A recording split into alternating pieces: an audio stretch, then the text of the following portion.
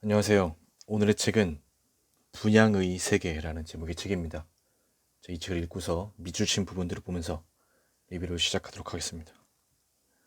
먼저 목차입니다. 목차는 일시정지를 하셔서 자세히 보시는 것을 추천드리겠습니다.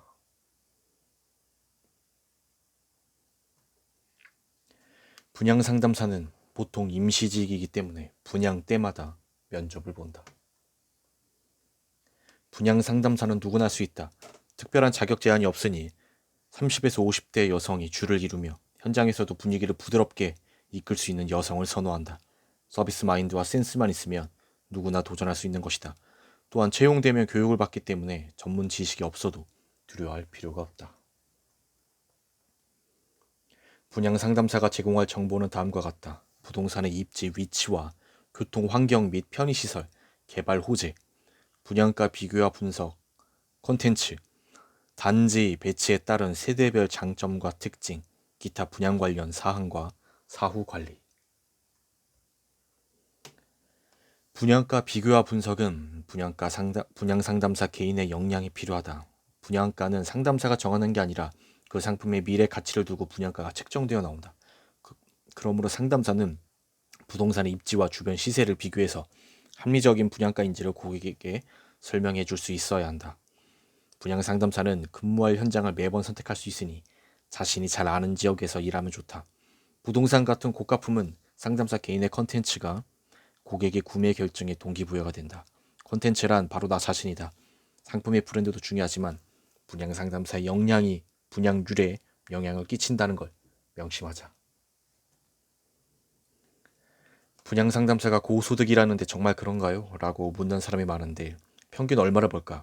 일반적으로 신규 분양 모델하우스 오픈 시 일당은 15에서 16만원 선이며 현장에 따라 300만원의 기본급에 인센티브 조건이 책정되기도 한다. 재건축과 재개발 지역은 조금 더 높다. 일당 15에서 17만원이고 서면 동의서를 받는 조건으로 4에서 10만원씩의 인센티브를 더 받을 수 있다. 조직 분양의 경우 많은 영업사원이 투입되는데 이때는 거의 100%의 수당제로 일한다. 팀장과 팀원 간 수수료 배분은 현장별로, 회사별로, 팀별로 다르다. 분양 상담사 모집은 보통 기존 네트워크와 인맥을 활용하는 경우가 많아 일반 구인구직 사이트에서는 모집 공고를 볼 수 없다. 신규 채용보다 효율성을 따져 경력직을 쓰다 보니 생긴 관행 같다. 분양 상담사는 분양이 완료되면 일도 종료된다. 고용이 불안정하고 사대보험이 되지 않는 단점도 있지만 개개인은 사업자를 보면 된다. 개인의 역량에 따라 소득의 천차만별이라고 말하고 싶다. 억대 연봉을 받는 사람도 있고 아닌 사람도 있다. 근무 환경도 나쁘지 않다. 여성에게 특화한 직업이다. 휴무를 마음대로 정할 수 있고 분양이 마감되면 가사와 육아에 집중하거나 여행을 갈 수도 있다.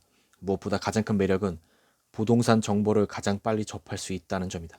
생생한 정보는 때로 돈이 된다. 세상에서 제일 어려운 것 두 가지는 바로 내 생각을 남의 머릿속에 넣는 것과 남의 주머니에 있는 돈을 내 주머니로 옮겨오는 것이다.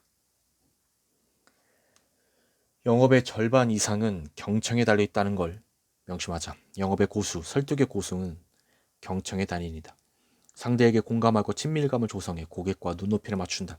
말을 많이 하기보다 상대의 말을 잘 들어준다.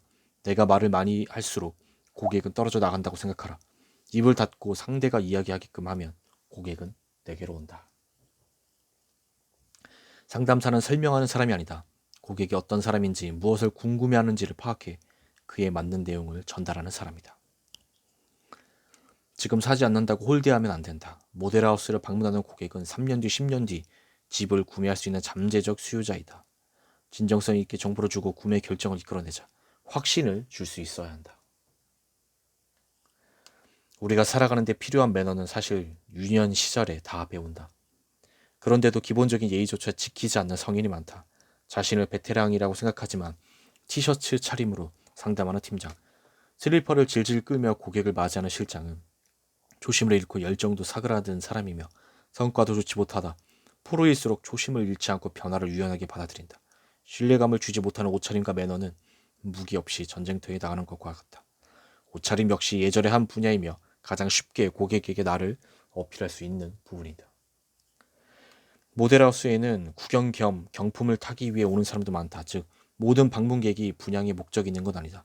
그러나 언젠가는 내 집을 마련하고 싶다 또는 부동산 투자로 돈 좀 벌어보고 싶다는 바람은 마찬가지므로 상담사는 이들의 내재된 욕구를 끌어올릴 수 있어야 한다. 세상에 저렴한 아파트는 없다. 소비자 입장에서 아파트는 항상 비싸다. 하지만 상품의 분양가는 미래 가치를 두고 책정되므로 고분양가라고 해도 분양 당시가 아니라 입주 시 상황을 그려볼 수 있도록 설명해야 한다. 상담사는 현재가 아닌 미래를 볼 수 있는 망원경 역할을 해주어야 한다. 설명을 쉽고 간단하게 하자. 보통 정보를 제대로 이해하지 못한 사람이 설명을 장황하게 한다. 적어도 한 분야의 전문가라면 중학생도 알아들을 수 있을 정도로 쉽고 간결하게 설명할 수 있어야 한다. 투자만큼은 지인이 아니라 전문가에게 조언을 구하자. 코끼리를 본 적도 없는 사람에게 코끼리에 대해 설명해 달라고 하면 안 된다. 코끼리를 알고 싶다면 적어도 코끼리를 직접 본 적이 있는 사람에게 물어야 한다. 그렇지 않으면 코끼리는 상상 속의 괴물이 된다. 냉정히 말하면 주변 사람은 내 미래를 책임져 주지 않는다. 망설임은 기회를 빼앗을 뿐이다. 가만히 있으면 바뀌지 않으면 모든 것은 행동에서 시작된다. 그리고 부동산 투자는 처음부터 끝까지 자신이 주도해야 한다. 결과도 중요하지만 그 과정에서 깨닫는 게 많기 때문이다. 온라인 카페나 언론에 나오는 자칭 전문가의 말에 맹신하기보다 스스로 경험해야 한다. 그래야 이를 기반으로 성장할 수 있으며 잃지 않는 투자를 할 수 있다. 입주자 모집 공고 마지막에 나오는 유의사항과 특이사항을 주의 깊게 읽고 방문하자. 유의사항과 특이사항에는 향후 분쟁이 될 수 있는 사항이 세세히 기재되어 있다. 해당 지역이 도시개발 사업지구이거나 주거환경 개선사업 부지이거나 학교와 도로 등에 대한 기타 개발 계획이 있다는 등의 정보와 주변 지형에 경사가 있다거나 항공기가 지나다닌다거나 송전탑과 고압전이 매립되어 있는지 등의 환경적 요인을 알 수 있다. 이러한 사항은 생활과 밀접하게 연관되어 있으니 꼼꼼히 읽어보아야 한다. 예를 들어 쓰레기 분리수거함이 가까운 세대는 악취와 해충에 시달릴 수 있고 지하 주차장의 출입구와 가까운 세대는 소음과 간접 조명에 영향을 받을 수 있다. 그 밖에 유해 시설과 마감재, 발코니 확장 및 실외기 설치, 사생활 침해 등의 법적 문제가 발생할 소지가 있는 민감한 사항이 기재되어 있다. 네, 제가 준비한 리뷰 여기까지입니다. 이 책이 나에게 도움이 되겠다 생각이 되시면 가능하면 구매를 하셔서 읽어보시는 것을 추천드리겠습니다. 리뷰를 마치겠습니다. 감사합니다.